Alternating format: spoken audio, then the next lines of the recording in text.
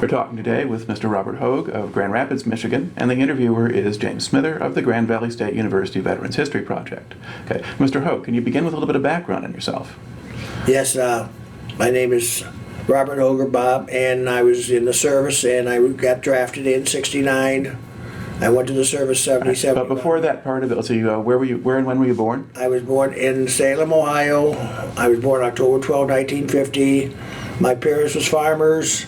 My mom worked for a school district. She was a parapro. After I graduated, there was nothing there around. We was into coal mining and steel mills and all that went down. The farm wasn't big enough to carry my dad and I, so I went to live with an uncle in Detroit, Michigan, and he was a big shot or executive for Goodyear Tire Company. I went to work with him, for him, and I ended up in Lansing, Michigan, and then we got in there, got working, and then the draft came, and the lottery came to go into the service, and in '69 I got drafted. Now, were you drafted officially through Ohio or Michigan? I was drafted officially through Ohio, because I was born in Ohio. So they drafted me out of Michigan, but I had to go through the Ohio boards to go all this. I can still remember I took all my boards, and everybody that went in service with me was trying to get out of it, and I was young at the time, and I couldn't know why they didn't want to serve their country. The biggest thing back there, James, that they was drinking, they would take a bottle of Pepsi, put sugar in it, and try to get out that way. There was a lot of people who didn't want to go, and they were just hard cases, and they got girls pregnant, and they got things happened right away that they did not want to go, and it was a terrible scene. But I went to serve my country. I was the only one in my family yet, even counting my kids and my brother and his kids. Nobody's went to the service but myself. My dad never went or anything, so I was fortunate to go, but mine was a very hard time, and with the grace of God, the only place I got, that's the only reason I still feel that I got out alive. It was a terrible mess, terrible scene, and to this day, and I'll be honest with you, I don't know why I was even over there for. Right. Now, what did you know about Vietnam or what was going on over there at the time you were drafted? Just what you see in the news and what you hear from different people, and it was just a regular mess. When I got drafted, I was the 12th one out of the one to go, and I was ticketed to go to infantry, and I was ticketed to go to Vietnam. And within 4 months of that date, I was like 19 years old at the time in Vietnam. Right. Tell me a little bit about the training process. Where did they send you for basic training? Basic training was Fort Campbell, Kentucky. I was there for 8 weeks, and it was rigorous, hard training. It was all geared to infantry, how to kill people, how to defend yourself, everything like this. But it was a basic training of guns and all that. Fortunately, I was born and raised on a farm, and I did a lot of shooting on my own. And when kids was getting allowance to go to the candy stores, I'd go to the ammunition stores, Kmart, and places to buy shells. Okay. It wasn't a day that I did not shoot. I was even trying to get on the big army thing for shooting, but they didn't need shooters back then. They needed people, infantry, to go defend that country. Okay. How much emphasis did they place on military discipline in basic training, the following orders and that kind of thing? Oh, it was very, very rigorous and very thing. If you did not, they'll tell you right to your face, if you did not listen and pay attention, you probably would not come back from Vietnam alive. Okay. Now, how easy or hard was it for you to adjust to that military life? It wasn't that bad for me because my parents was very strong people, and I was always taught to obey and do the best you can. I was brought up in a Christian home, and I was brought up with good parents and all of this, but the service was just awful because they had different rules and different things that you had to do. And I mean, you'd go on these walks, and you go on 15-mile walks with like a 50-pound backpack. And at that time, if I remember, I only weighed 130 pounds. Now, Were you in pretty good shape though at that time? I was in pretty good shape. I was a farm boy, but I was tall and skinny, and I had a good life. But it was just a hard way of doing it. And they was doing their jobs. I mean, I'm not saying nothing against the Army and anything whatsoever, but it was just a hard time to, you look back and you think of all the stuff that you've done and everything that you have tried to do for the country. And I just feel that every time I pick up the paper, even yet today, and see people losing, young ones, and there was a section last night in the paper about mother losing a son, and it's hard, even 40 years later. Sure. Now, were most of the men you were training alongside, were they mostly draftees, or were they about half and half with enlistees? They were about half and half. Okay. There was a lot back then. There was a lot of money, and they couldn't draft them. They was paying people to enlist. They was paying pretty good money back then. They was saying, 4 years is what they wanted, but a lot of people signed up for like $10,000 to go 6 years. That was even just for an enlistment. Right. Okay. So. Okay. And then, what was the attitude of the people there in basic? I mean, did they accept what they had to do and do it, or were there still people trying to fight it and get out? They were trying to fight it and get out. I would say 75% of the people did not want to be there, and they did everything they could to get out. And I never heard of so many conscientious ejectors in my life. And these was people who did not believe in carrying guns or war or whatever, and they just came out of the woodwork. I can remember, a lot of people that I was with, and I was with, I want to say 150, 200 people that they just did not want to be there, and they just put a fight up. Now, about what proportion of them completed the training with you? I would say 60%. Okay. It was a very hard, rigorous training, and it was vigorous training, and it was very, very hard. I would say it was probably one of the hardest things I ever done in my life. You knew that you was lined up to go to Vietnam to fight, and if you didn't know how to shoot or know how to use your senses, you wasn't going to make it. And I knew a lot of people in there that was from the city, and their attitude, they didn't even try. And just like myself there, back then, everybody used marijuana and drugs and all this. This was very popular. And I'm 60 years old, be 61 in October. I've never used marijuana and never had any use for it, because I was there every day trying to make sure that I was going to come home. Right. Okay. Now, were your drill sergeants at that point people who had served in Vietnam? They was lifers. I'll call them lifers. Yes, they served Germany or Vietnam or whatever, but I mean, they was just absolutely, and they was doing their job, and they was just hard people to understand and to even deal with, but they knew they had a job. And some of them would get their jollies out of just trying to boss young people around, and they would be very, very hard and very, thinking they was in charge, which they was, but sometimes they would go overboard too.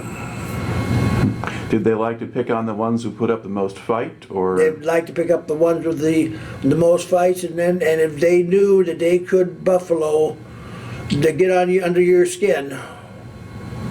That's what I was told before I went in there. Don't let them get under your skin. If you knew you'd get under your skin, they would pick at you every day. All right. Now you have 8 weeks of this, and you survived that. Yep. Then do they send you straight on to advanced infantry training after that? Yes, they did. They sent me right there to Fort Polk, Louisiana, and I was there for 8 weeks. Okay. Now, how was that experience different from the boot camp experience? It was totally different. It was a harder, more vigorous training. Instead of carrying 50 pounds, they get you 100 pounds. And it was just more of a setting that you knew you was going, your next stop was in Vietnam, and your next stop was going to be into fighting, and you had to make the best of it, or call the funeral home right there and said, I'll be there, make the place for me. Okay. Now, by the time you're getting there, was that going to be sort of in the summer or late spring? That was in the summer. I can remember going in there in August. Mm-hmm. I got in there in August. It was very hot. I flew into Da Nang. Yeah. I'm still back in Louisiana here. Okay, I'm sorry. So you're training because you're in Louisiana and you're in Louisiana, say in June, July, and there Yep. someplace. Okay, so it's got to be pretty hot and humid down there. Did they actually send you into swamps, or were you still We training? was in the swamps. We was in the bayous, and we was just in what you see, and it was just a terrible, terrible scene. You'd go into these swamps, and you'd go in there trying, and they'd have actually a silhouette, a course set up, what you're going to be doing in Vietnam, as close as they could get it. I mean, they'd have different procedures. If I remember right, they had 6 or 8 courses of different procedures set up. They did everything they could to defend you. Then you had to have your skills and your senses to click on when you was going over there. Everybody told me before, when we're still in Louisiana, everybody says, watch the kids, the small kids, watch the civilians, they'll be your worst enemy. It wasn't the people fighting. It wasn't the Vietnam Cong. And it was so true that the kids would be your worst enemy. They was trained at 4, 5, 6 years old to know how to kill Americans. And they had their hand out and they would just stab you in the back for anything.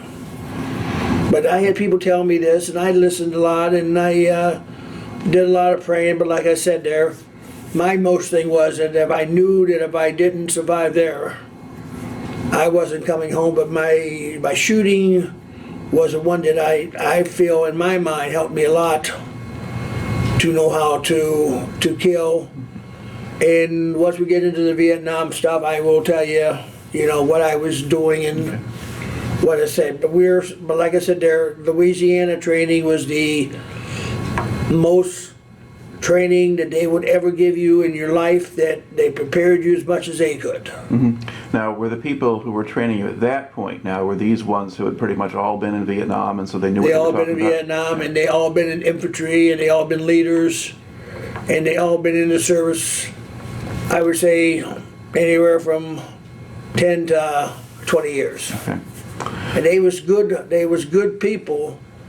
They was just hard, and you had to decide whether you was going to listen to them or if you was going to be on their bad list. And I didn't want to be on their bad list.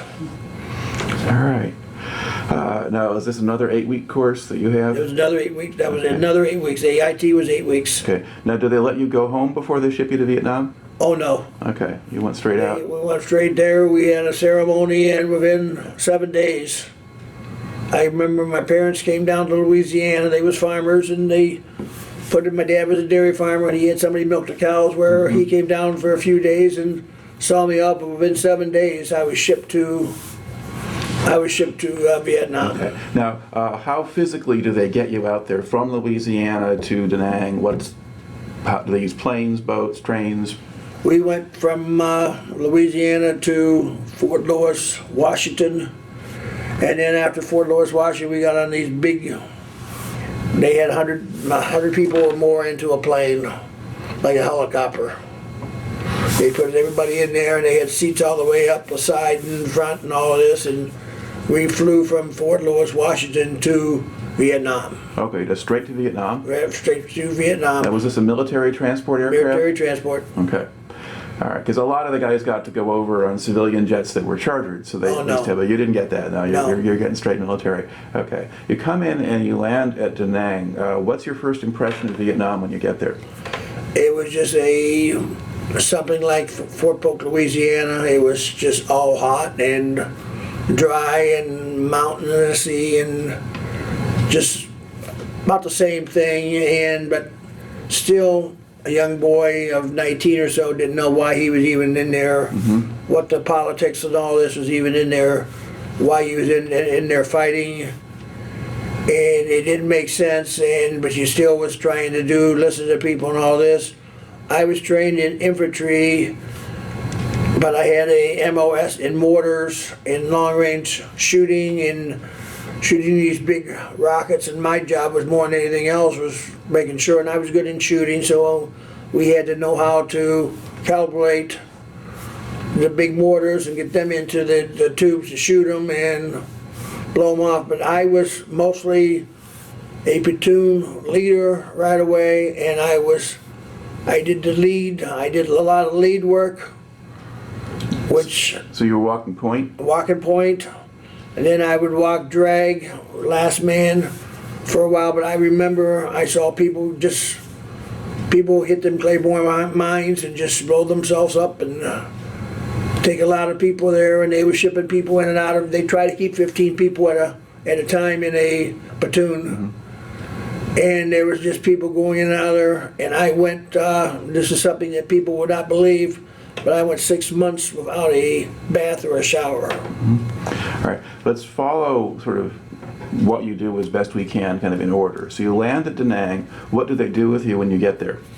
As soon as they get to Da Nang, they had an assignment where they had brought you into a big room, and they said, you were scheduled to go here, you're scheduled to go here, you're scheduled to go there. They had like 6 different places they would ship you in. Okay, and then where do they ship you? They shipped me right into the field. Okay, and what unit did you join? I was in the Americal, the 3rd Americal Division, when I can remember what they called it. And I was based out of Da Nang, but I went to a place called Chu Lai. And I was in Chu Lai for a while, and then I went into Chu Lai, and then it was like neighboring places. Another city I remember was Phu Bai. And you go into these places, and they would call different things, and I can remember being out in the thing, and they'd call you and say, you got to move so many miles today, and you'd just be scared to death about what's going on. And these people there, they would buy their drugs, and they'd start smoking. Once that marijuana starts going in the air, I had a hard time with people using that stuff. And I even caught one of the people that's supposed to be our leaders, that he would smoke it once in a while, the army guy, and he said, oh, it won't hurt you, it's just a relief and all this. And Now, when they were doing that, would they be doing that, when you were camped for the night or stuff like yes, it was that? camp for the night, and we would be on these, I don't know what you want to call them, rendezvous, where you'd be out for a couple hours, and then you'd be pulled back in. Right. Then you would go out again for another couple hours, and there'd be bombs flying over you, and we'd be digging holes to defend ourselves and everything else. And I would mostly get to a swamp, or I would go to a swamp, and where I was smart enough to know that I wanted something deeper than a hole that you can dug by your hand, or just, I want something that would cover me at least 6 to 8 feet. All right, you get sent out to Chu Lai. Now, was there a fire base there or a large There was a big fire base there that they would have you at, and that was their command center. Right. And then from there, you would go out on patrols or be assigned to smaller bases farther out? Yep, Okay. Do you remember the first time you went out on a patrol? yes. Can you tell me a little bit about that? We went out on a patrol when we were supposed to do some scouting in the area, and it was just a experience to see the culture and the different, I don't know what you want to call it, the different kind of people that you was dealing with. And it was probably one of my scariest times in life, because you didn't know what was going on and what you was even supposed to be doing. You're supposed to be listening to your sergeant and to your platoon leaders, and you didn't know whether to trust them or not. I mean, when you're somebody smoking drugs and somebody's doing this and that, your mind's not 100% there, and there would be everybody in the thing, and even myself, they got me to smoke cigarettes, and after I smoked a few of them, and I just didn't like it, and it wasn't my kind of thing, but everybody wanted to smoke, and they put something in your cigarettes and all this stuff, and it was a mess. And I would think half the people that died over there, what I saw, I'm not gonna say half, but I'm gonna say a lot of people died over there, their stupidity. of doing dumb stuff that they was just, that their brain wasn't functioning. And when you came and you joined your platoon, did anybody try to show you around a little bit or explain to you how things worked? No. So you it was just here, you go get in line, we're going on a patrol? You go on to get in line and go on the patrol. It was no, we're not going to show you. You just better have got your training and monkey see, monkey do, and you do it that way, and then you caught on pretty fast. If you didn't catch on pretty fast, you was back in the back, Right. doing stuff that, like kitchen stuff and like that. A lot of people didn't want to do it in the field or do stuff in the field as they was told, and they got shipped back, or they got, this way and that way. But I was bound and determined I wanted an honorable discharge, and I stuck it out. All right. Do you remember the first time you came under fire? Oh yes. Can you tell me about that? I was in this village, and people started shooting at you, and you just kids everywhere. And the Vietcong came out of this house, and they started shooting at everybody. And I can remember just taking cover, and just a firefight they called it.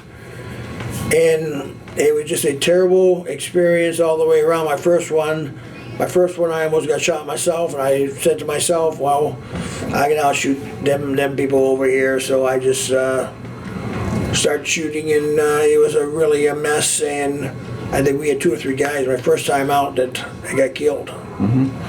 Now, with this kind of fire, did that kind of firefight happen a lot? Just a few people shooting at you someplace? And Oh yeah, you'd be in a bush somewhere, and there'd be people coming out of the trees and out of the woodwork and out anywhere.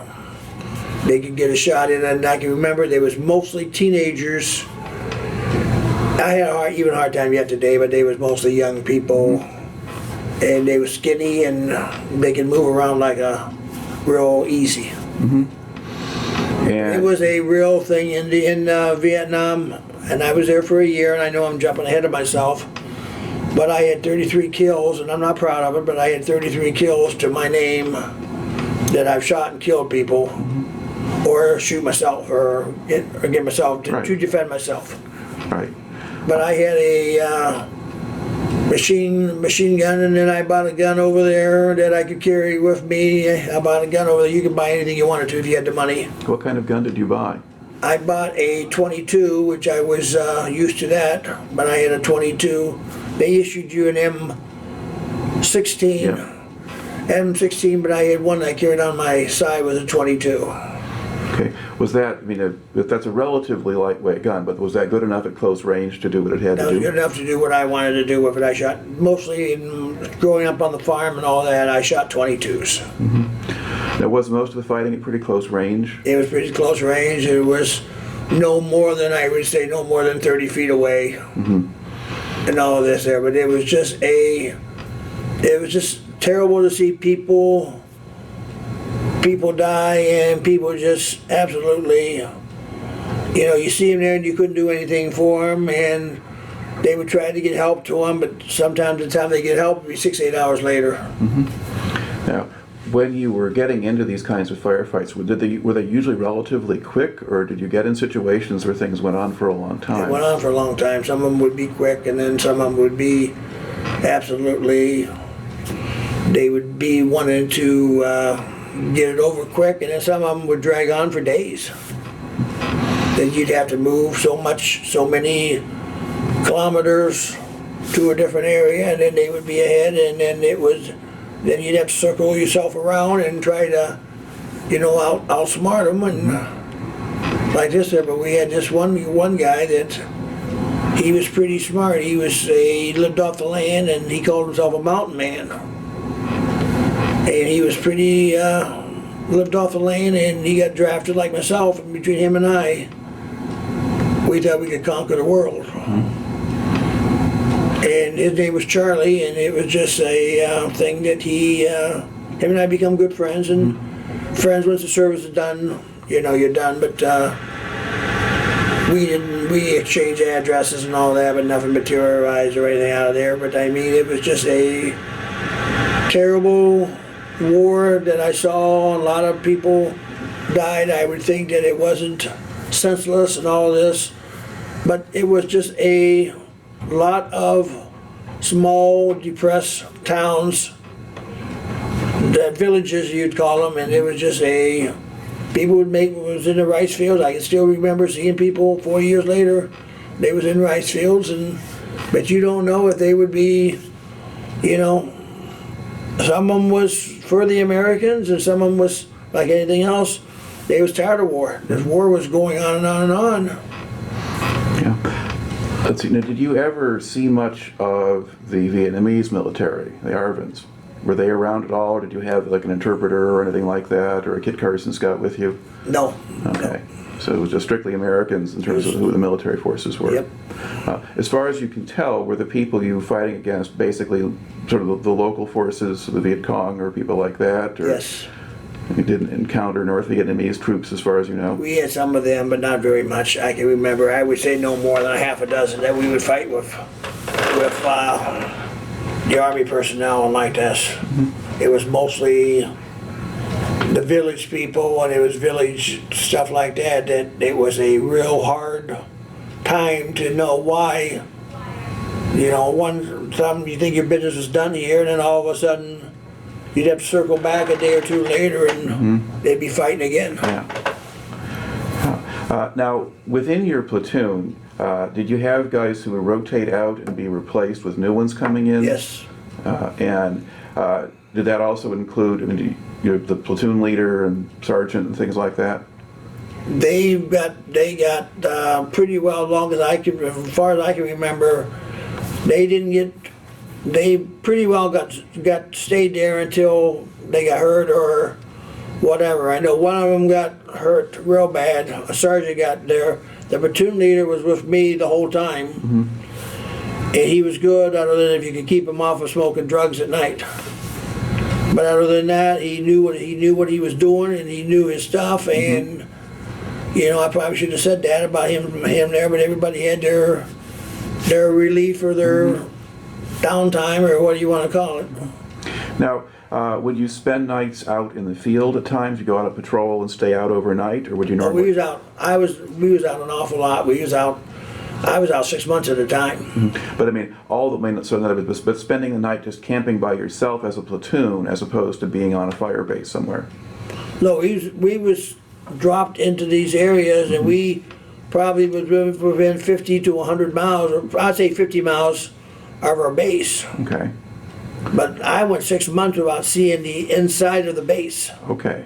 So you're really literally out there in the field all the time. I was out there for 6 months. Okay. I never had a shower or nothing. All right. So basically, when you're stopping for the night, what do you do in terms of trying to defend yourselves? Well, you set a perimeter, and you'd have guards at all 4 different areas. You'd watch them from the north, south, east, and west, and you'd have these guards, and they'd be on 2-hour shifts. And they try to have anywhere from 12 to 15 men in a platoon. Mm-hmm. Sometimes we got low down, and I can remember one time we had 6 people. Okay, and you're just out there? And it would be trying to get these people to come back. You try to get people to come back into your, they'd ship them all the time from the States, new people coming in and all this. And sometimes they'd listen to you, and sometimes they wouldn't listen to you. But we got low as 6 one time, and we came back, and that was the time we came back, and we was back in base for, I think, a day or two, and we went right back out again. Mm-hmm. But it wasn't nothing that you was at the Holiday Inn or nothing. You was out in the field, and like I said, I was 6 months without a shower and anything. Now, when you were stopping overnight, would you get attacked at night when you were camped? Oh yeah, you'd get attacked, and you would be fighting, and you'd be, if somebody fell asleep under guard duty or didn't hear them coming in or whatever. I mean, you was in a tent, and sometimes the weather was so good that you didn't need anything unless you knew it was going to rain. But many, many, many times I was soaking for, I can remember 7 days at a time. I was soaked completely and just miserable. Now, wouldn't it be dangerous to smoke at night? Because they could see you light up, basically. But people would do it anyway? People would do that, yeah. They would cup it. Mm-hmm. But people don't realize the smell situation and, stuff like that. You could tell the people not to do something. But if somebody's gonna do it, they're gonna do it. If people like right now, they have this no law about smoking in restaurants. They're still gonna go to the restroom, or they're still gonna go somewhere and get their nicotine fit. Yeah, I haven't been a smoker, so I don't know about the nicotine. I don't know anything about the drugs or whatever. I do drink a beer once in a while, but I don't think that hurts you. You know, the beer companies wouldn't be, I'm not keeping them in business, what I'm trying to say. And you weren't drinking beer out in the field anyway, were you? No. Yeah, what kind of supplies did you have? If you're out there on patrol all the time like this, how do you get food? They would helicopter it in. All the helicopter would be done in the daytime, and you'd be ship packages in your mail and everything. It would take anywhere from 2 weeks to a month to get a letter. And it was all K rations, and everything was dry. Everything was just, you had to make it with water. You go to a creek and try to find some water to, I mean, it wasn't no going to different things. Like I said, I was 6 months without seeing an inside of a base or whatever. And I mean, it was a experience. You really knew how to fend for yourself, and like you had to eat your K rations, and you had everything was mixed with water and powder and everything else, you know. The country you were operating in, you mentioned that you were in some rice paddies and things like that at times. Were there also hill country you would go into? Oh yeah, you go into all kinds of country. You go into the jungle, you go anywhere they was in. I can remember one time we had a firefight going on there. It was in the jungle, and it was rainy, and it was a hot summer day, and you could not, well, the weather was pretty well like Florida. 70 and 80 degrees all the time and hot. And I can remember this one day, it was a Sunday afternoon, and it was very hot, and it was just raining to beat down. Rain was dripping off your hat and everything else, and people start shooting, and it was just a total mess. That we lost 2 or 3 people that day, but it was just, they was coming at you from all different sides, trying to, and then somebody would hit a mine, a claymore mine, and sometimes they would work. But the kids, what I was going back to tell you, the kids would be the ones that were responsible for setting the mines up, and it would, you'd see them in the, you know, in the country, and you'd think they would be good, and they was your worst enemy. But these claymore mines was just awful. They hit them things, and you were just like an electric fence, you would explode. Right. Now, did you bring any of those with you on patrol? Did you set those up as part of your perimeter defenses? We would set up claymore mines, and we would set up booby traps, and we would set up a lot of stuff to, you know, to defend ourselves, but to kill the enemy and like that there. But it was just sometimes it was just a terrible thing to see what could happen, you know. And you see people dying, and it just wasn't a pretty sight. Right. Now, would your platoon sometimes work with other platoons in the company or with larger units for operations? I can remember one time we got called back to the home base, and we were shooting, and they brought everybody back in, and they felt they had the enemy out in the field, and they were setting mortars. And I can remember there was 22 mortars going off, and we had 3 people at each site. They shot them things off for hours at a time. But just like you thought, it was just like a fireworks. But they would have different grids, different patterns. Right. They would set the grids to, and then you'd be shooting in that area, and then you hear the next day that so many people got killed. They would send out a troop or a platoon to see how many people got killed in an area. But these ones was going from, I would think, 20 to 30 mile range is what we were shooting at. So how big were the mortars then? Well, they was huge. Okay, so like 120 millimeter or bigger They than were that? bigger than that. Okay. You had to have special training for shooting these big mortars, and they were just like big, I don't know, I want to say they would look like a football, but they was like 3 feet long. Yeah, for that range, that's Yes. going to be pretty big. But in terms of going out in the field, when you were going out in the field, it would just be your platoon by itself most of the time? It was a platoon by yourself. We'd have the small mortars. We would have the small mortars, and we'd mostly have, at that time I had a gun on my side, I had a 22 on my side, and I bought over there off of somebody And I felt more secure than having my long one. I did a lot of shooting with the 22 pistol, which I still got yet today. All right. Let's see. Now, did you get any break or R&R time during the course of that year?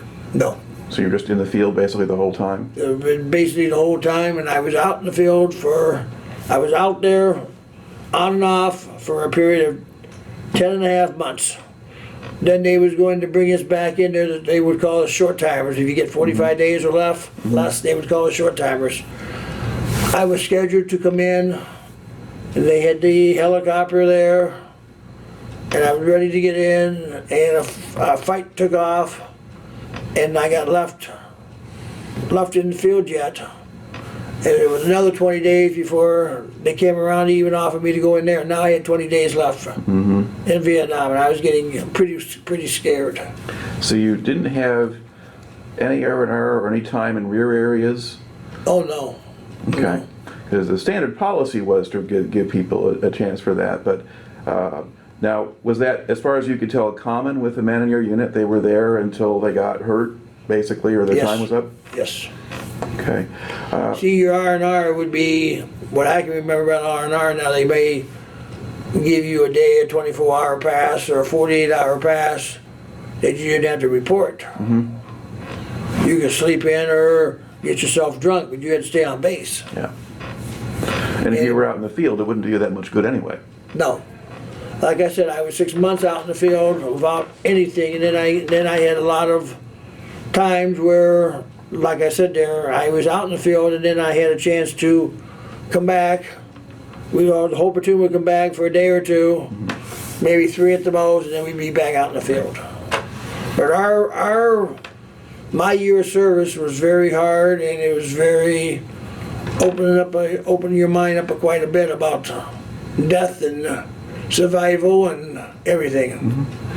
Now, when you were on any of the larger bases, particularly at Chu Lai, were there Vietnamese civilians working on the base? Yes. Okay, and what kinds of things did they do? They was doing everything other than being a Vietnamese. They was doing a lot of underhanded things, trying to, I can remember one time that we had this mission going on, and you would think that they was doing dishes and they was doing cleaning up the hooches and cleaning up the place. The hooches is a place where you stay at. And they was cleaning there, and a lot of your people there, the guys would be going after the female hooch maids and all this. And there was a lot of stealing going on. You'd be taking a shower and lay your money down and gone.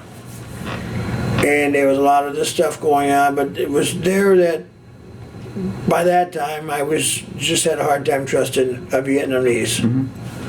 And I shouldn't say this, but even yet today, we're back, I'm going to say, when I got out of the service, I'm going to say 20 years ago or more, where they had this big push on where people was coming from Vietnam, and the church was sponsoring all these people. I had a hard time with that. That we had people laid off, and they had their hand out to Vietnamese, but the people didn't know what's going on, and I still do. A lot of my wife, good friends, when she gets her nails done in Cutlerville, and she has a Vietnamese guy and does it, and she's done it for 5 years, and she's got real close to the family and all this there, and she wants to have them over for dinner and all this, and I said, you have them over for dinner without me. I don't want, I just don't trust. So you really didn't have any sort of positive interactions with them, I didn't have any positive acts, but I saw some stuff that they did that it wasn't honest. Right. That I couldn't understand why you'd have a Vietnamese in an American base doing, stuff like this, where you was fighting the Vietnamese, and some of them was their relatives and brothers and, stuff like this. And I had a hard time with all this stuff. And I have a hard time, yet I was brought up where a handshake means something. And it's still that way today with me. But I have trouble with the Vietnamese, and Even yet today, I have an, it's been 40 years ago, and I still have a hard time, trusting them and all this. Okay. Now, when you get down to your sort of your last 20 days, is that at the point when you go out of the field, the 20 days? I go out of the field, I had 45 days left. I was supposed to come in. I had about 25 days left, and I got into the back, and I was a CQ runner, and I was just whatever they wanted done, I did. They threw me, I can remember I had 15 days to go. They put me into a room, 6 by 6, 8 by 8. They wanted me to re-up. I said I will re-up for MP. They had just $10,000 laying on the table. And they just start pressuring you and start working you and everything else. And I said to one guy, general or whatever, I wanted my MP, and I says, you guys won't give it to me. And I said, I don't want to stay into the service to fight anymore. I'm tired fighting, but I will stay in for an MP. And I said, what part of no don't you understand? And I saw him do some writing and all this stuff. And after I got out of the service, I went to Fort Benning, Georgia, and I was the CQ runner, but I did some stuff there that it wasn't even all the dirty work that you could see, that you could do. I could see why he was writing and all that there. He got out about the same time I did. And I was his personal maid. For 2 months I had to go and pick up his dog, go to his backyard where he lived at, pick up his dog stuff. Mm-hmm. So since you weren't staying in, they just give you, lousy duty. Lousy duty and very hard on you. For that last piece of your enlistment. Yep. All right. Now, so when then do you actually get out of the service? I got out the week after Thanksgiving of '71. Mm-hmm. And then what did you do then once you got back home? I went back to work. I took 30 days off. After I got back from Vietnam, let's back up. We got married we got back from Vietnam in August, and a few days later we got married in September of '71, and then my new wife and I went to Fort Benning, Georgia to finish out. Okay. I think at the time we had 66 days. Okay. So you were engaged while you were over in Vietnam? Yes. Okay. And how much communication did you have with her while you were gone? We had letter. I probably got a letter from her once a month. Mm-hmm. I met her when I was probably a year before I went in. Mm-hmm. Okay. Okay, so she goes down with you to Fort Benning. Yes. That last stage of it. Okay, then you We come. had 66 days to go. Okay. And you come back up to Michigan then. Yep. And did you go back to work where you'd been before, or did you do Yes, I something went else? right back to work, same place. Okay. And then how long did you stay there? I stayed there till went back in '71. I got back to Lansing, and then from Lansing they transferred me to Grand Rapids, and I worked for a Goodyear Tire Rubber Company at Jefferson Wealthy, and I was there from '71 to '73, and then recession hit, and things just dropped off. Mm-hmm. And I was at the place, and Elaine probably remembers this. There was where we have a church on the corner of 84th and Byron Center. The church is still there, but there was beside there was a grocery store. And I went in there and I was shopping. I was living in the mobile home park at the time. We was just married. Mm-hmm. Married, and we were there for shopping and all this, and a guy, not a friend of mine, but I heard that Byron Center Schools was hiring for custodian work and all this, so I got a job there in October of '73, and I'm still working You're for still them. here? Still here. All right. When you look back on the time that you spent in the service, how would you say that affected you? The service was a good experience. I would say to my own son, which I did, that if you wanted to go to the service, pick out something that you wanted to go. Don't go what I did. I had an experience of my life. And I'll still say with God's grace, that's the only way I got out of there.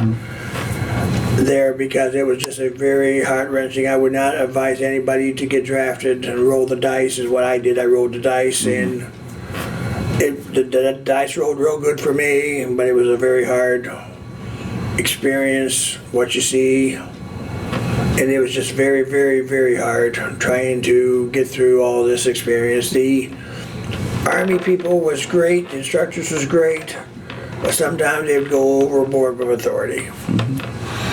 Too much power in their hands, and they would get their, like I said, they'd get their fun, and they'd get their, they knew how to get into people's minds, and they knew how to mess with people, and but I wasn't taught that way. Right. When you came back and you met people after you got back, would you tell them that you'd been in Vietnam? Yes. Okay. And what kind of response do you get to that? They said that I should have been a lot smarter than that to try to get out from under it. My son didn't have to go, or this person didn't have to go, and I can remember that I was one of the few. I was the only one I knew, even yet today, out of Ohio, Slingville, Ohio, that went. Yeah. All my friends got girls pregnant or drank the bottle of Pepsi with the sugar in it and got out of it. Right.